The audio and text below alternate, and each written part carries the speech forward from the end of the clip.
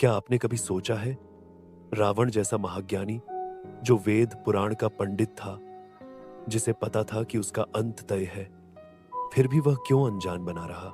क्यों हर साल नवरात्रि के 10 दिनों बाद ही उसका अंत दिखाया जाता है?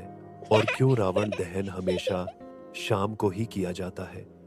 क्या यह सिर्फ परंपरा है, या इसके पीछे कोई ऐसा रहस्य है जिसे सुनकर आपकी रूह कांप जाएगी?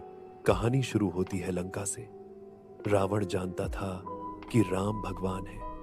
वह जानता था कि सीता का हरण उसके पतन का कारण बनेगा, लेकिन उसके भीतर का अहंकार इतना बड़ा था कि उसने मृत्यु को देखा पर मानने से इनकार कर दिया।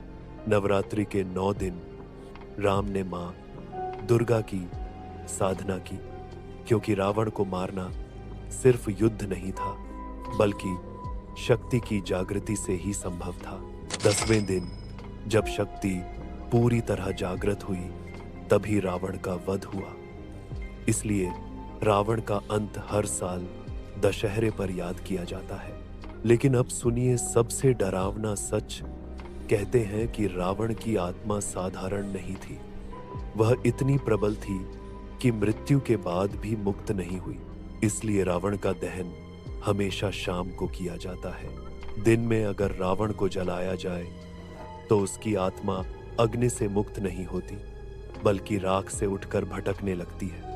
रात का अंधकार ही उसकी आत्मा को कैद करता है और आग ही उसे दबाकर समाप्त करती है। इसीलिए हर साल हर दशहरे की शाम हम रावण को जलाते हैं। सिर्फ लकड़ी और कागज का पुतला नहीं, बल्कि उस अहंकार का दहन करते हैं जो आज भी इंसानों के भीतर जिंदा है। पर सोचिए, अगर कभी ये दहन गलत समय पर हो गया, अगर रावण की आत्मा फिर से जाग गई, तो क्या होगा इस धरती का? क्या रावण फिर से लौट आएगा?